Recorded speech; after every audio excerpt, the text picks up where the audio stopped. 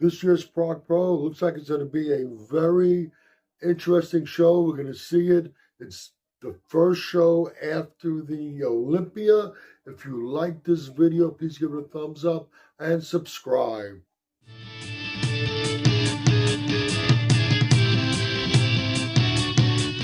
Recently, when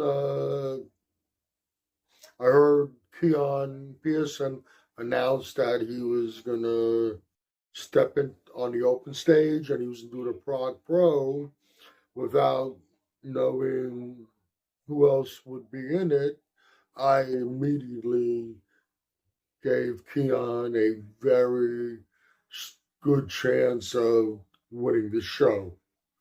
I forgot all about that. Michael KRIZO had committed himself a couple of months ago to do the show, and now we just find out that URS will be doing the Prague Pro. We just saw URS his first open show in Italy, which was very impressive. Very impressive. He was more impressive a week later in Germany. A fuller and more conditioned package. He will be on that Prague Pro stage also. Do I still give Keone that high probability of winning the show? Can he beat KRIZO? Can he beat URS? KRIZO, he's a freak. He's a mass monster. There's no other way to describe it. When he first came over to the IFB Pro League, he was an IFBB elite athlete. There was a lot of hype around him. Some were even calling him next Mr. Olympia. I didn't pan out quite like that.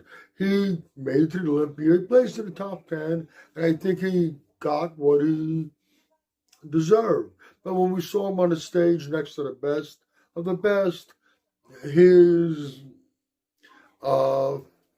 flaws really stood out.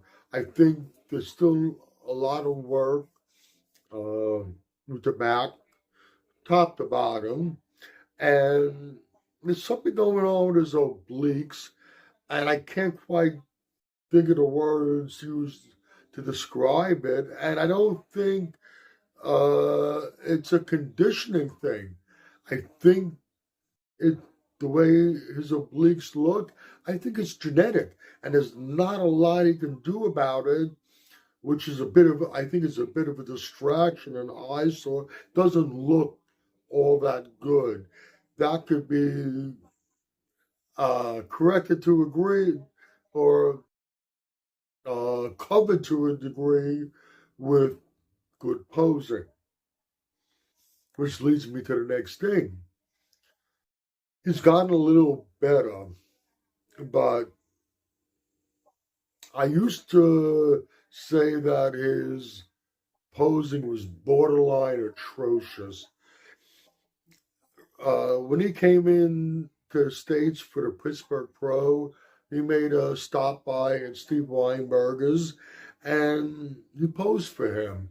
And I forget how Steve worded it, but he was a little harsh with his comments about KRIZO's posing. It's a problem. And that in itself can make a major difference on stage.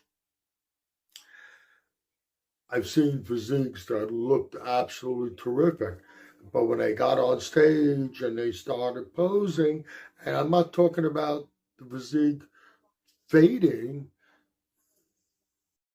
they didn't know how to present their physique well, and ultimately cost them. I've seen people that either could have won or should have placed better simply because they don't know how to display their physique.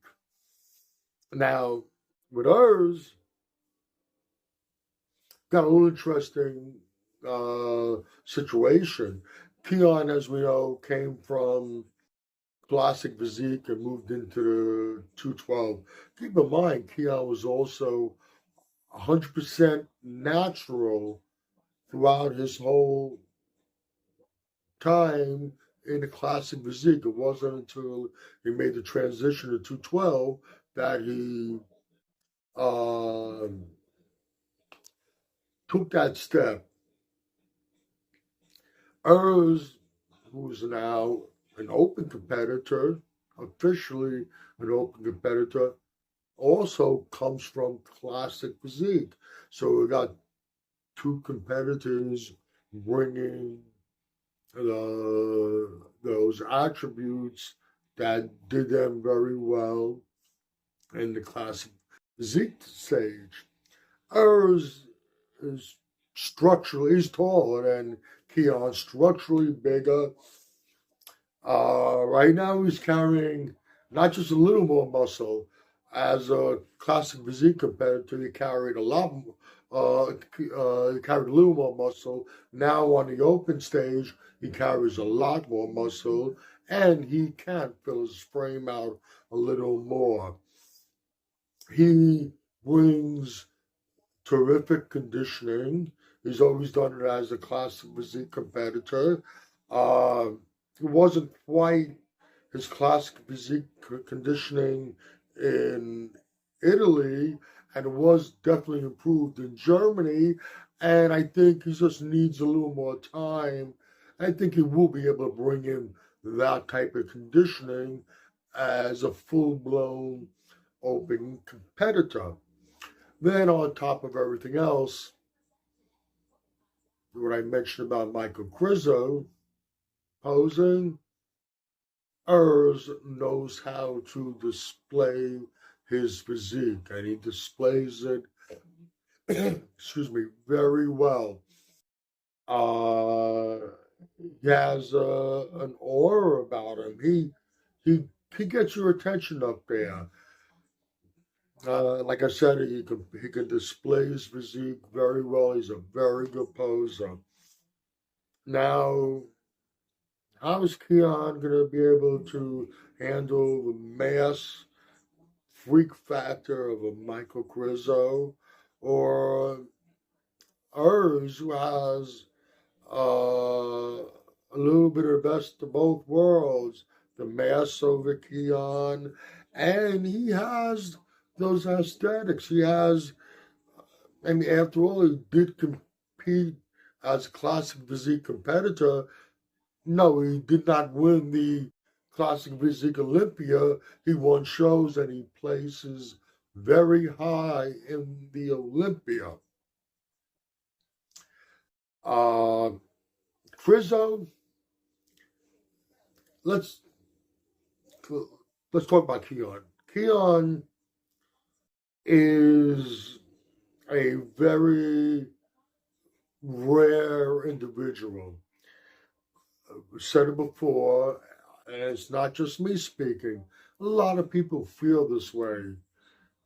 He might not just be the most genetically gifted bodybuilder out there now competing. Some even will go as far as calling him the most genetically gifted bodybuilder we've ever seen. His physique is probably close. I don't like to say anything is perfect, but his physique is probably the closest thing to perfection that there is out there. He doesn't carry a lot of mass. I don't think he was even 212 on the stage, although the way he's put together with all his attributes, he gives the illusion of being bigger than what he really is. And I'm sure stepping on the open stage, he will exceed the 212 weight limit that he's competes at as a 212 champion. He's not going to be tremendously bigger than that, but he's going to carry more weight than that. Once again, like I said, his physique gives the illusion of being bigger than what it is. Keep in mind, he's only 5'5". Back to all those gifts that he is one of those special individuals that, in most cases, people making a transition will need to put on a significant amount more size to be competitive in the open division. Keone is one of those individuals, one of those special, one of those unique individuals that do not need to put on that excessive amount more size on his frame to be able to compete against the open competitors. So, how does this pan out? I don't know. Like I said, I don't know who else might be jumping into the show. But as far as Michael KRIZO goes and Urs Kalczynski, can Keone beat him? Will he beat them? I don't think for one. I don't have any doubt for one moment that he can and he will beat Michael KRIZO. Urs Kalczynski could present a little bit of a problem. At the end of the day, if Keone is on point, if he along comes in a little fuller than he would normally be on the Olympia stage, maintaining the type of conditioning he has with all the tools he has in his tool case, and he is a master also at presenting his physique. I don't think Urs would be able to beat that Keone. Now, give it some time down the line. It's interesting to see what is going to become of Urs. He's taller than I thought he was. So he can really fill out and put a lot more size on his frame. Needs to maintain the conditioning, but we got to wait and see. Back to the Prague Pro. Between Michael KRIZO, Urs Kalczynski, and Keone Pearson, I still see Keone Pearson rising above and winning the Prague Pro. If you agree or disagree with anything I've said in this video, please let me know in the comment section. This is Michael Diamond. I'd like to thank you for watching Muscle Central.